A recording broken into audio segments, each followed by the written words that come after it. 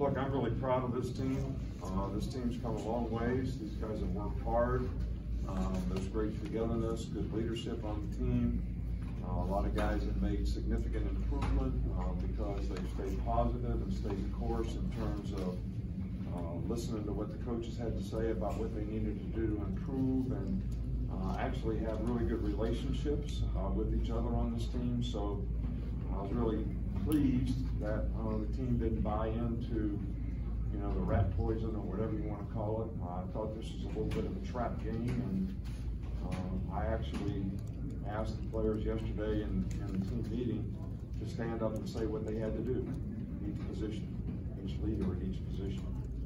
And I told them before the game I trusted that they would go out and do that, and that's exactly what they did. So I trust in these guys that they're going to do the right things, make good choices and decisions, which is going to help them continue to grow and develop as a team, and hopefully finish business throughout, you know, the rest of this season in terms of what we have to do to continue to get better and see if we can create an opportunity for ourselves.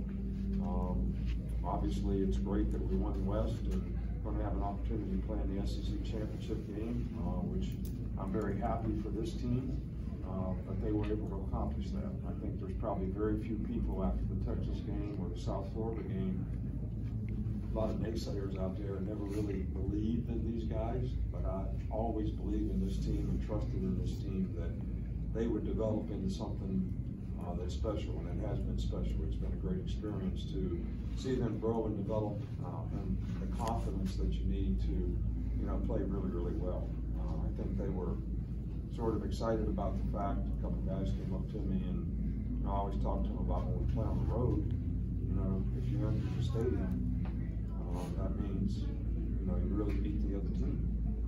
So a couple guys, I didn't use that in this game, but they certainly got the message and said, hey coach, look around. So I'm pretty proud of them the way they played today, and obviously there's some things that we can correct and fix. We made some errors that obviously we busted on the 60-yard run at the end of the game when we put the twos in there, but these are all learning experiences that these guys have had an opportunity to get better at. You know, Jalen played really well. I thought, you know, the offense started the game out and set the tempo of the game extremely well. He played extremely well. The whole idea was the way they play on defense is take what the defense gives, and we nickel dime them in the first couple of drives and then we get a couple big plays. So I thought they did a great job on offense, and great team win for us. Excellent. You're a little closer. We'll start with Nick. Yeah, you talk about Jalen Noro, but as far as this team's overall resiliency, that he's shown that same quality. How have you seen that from him through this course of the season, resiliency that Jalen's had? Well, you know, I guess that's what I was trying to explain, that these guys have had great perseverance, shown great resiliency, been able to, I've heard you say this before, manage hard. Whenever things got hard, they always seem to come up with, we can come back in a game when we're behind 7-6. We can come back in a game when we're behind 20-6. We can make plays when we need to make them. So I think that comes from confidence, but I also think it comes from believing in each other and believing in what you're doing. And coaches have always also done a really good job of selling the players on, hey, if you do it this way, you're going to have success. Edwin? Coach, over here. How important was it for this defense to step up and just shut down the running game like they did tonight? Well, I think that was the key to the drill. I mean, controlling the line of scrimmage in this game against this type of team, who prides himself in being a physical team, I think was, you know, like our #1 objective. And I think we wanted to make them one-dimensional. I think we did, except for the last run where we didn't have any run support on that side. But yeah, I think it was really important that we won on the line of scrimmage on both sides of the ball. Stay on that side with Chris Logan. What's the challenge been like to get this team from where they were to Texas, South Florida? You've had a lot of challenges. Yeah, but you know, it's been fun. It really has been fun to see. I think that, you know, it seems like every team we've had in recent years, there's these huge expectations. and you never want the expectations to impact you. But because there were such high expectations, you know, it was almost like you were relieved, you know, to get the players to be where they needed to be so they could have success. With this team, I didn't have those kind of expectations. You know, I knew we could be good. I believed in them, but I knew it was going to be a work in progress. So it was like every day we're just trying to teach lessons that will help them grow and develop. And they've done a great job of that, and it's been fun. And I didn't put any expectations on them or myself, and they, you know, sort of blowing it out of the water in terms of how well they've done. And back with Mike.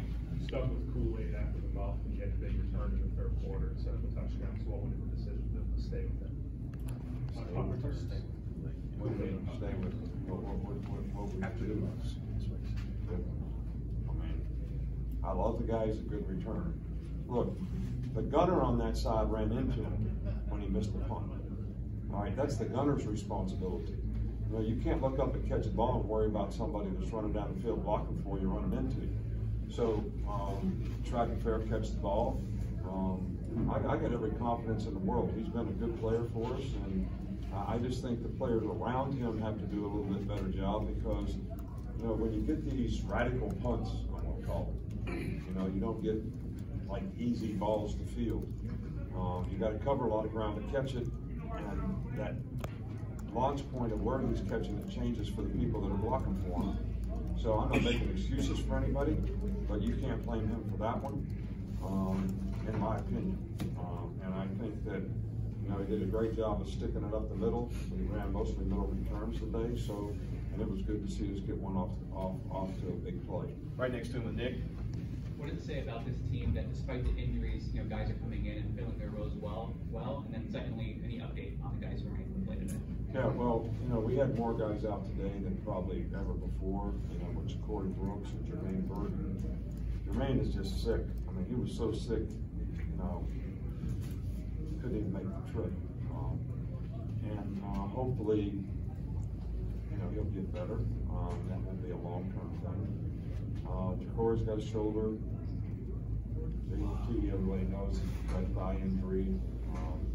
It'll be day-to-day again this week. Same thing with Lawson.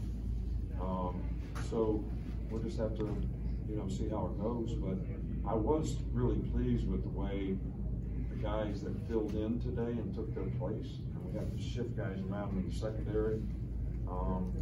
But I thought Coach Marshall, who has been hurt himself, did a good job today, and so did Jihad. So those guys got some valuable experience, and that's going to help us down the road, I think, having some diversity and how we play players. Two more, Tony, and then Kate. You've had a lot of success with explosive plays, but you mentioned nickel and diming them on some of those drives. How important was that to show that, you know, it's not just the explosive plays for the offense? Yeah, I think that's important. In fact, you know, there was a couple times when, you know, we threw the ball down the field that if we would have stayed with that, just take what they give you, we probably would have moved the chains. But I thought we did a really good job overall of taking advantage of that. But look, a 5-yard pass is just as good as a 5-yard run. It's 2nd and 5, and you keep things moving. So we did a good job on 3rd down at the end of the day. So kept the ball quite a bit. So I think that was a real positive for us. Finish up on the right with Kate. How important do you think the bye week was for Jalen Miller? The last 2 games out of it, he has 2 touchdowns. Just, I mean, 10 touchdowns. Whether it was just getting his legs back under him or maybe developing more. You know, you'd have to ask him if the bye week. You know, I don't know if he took some Geritol or what, but that's my medicine.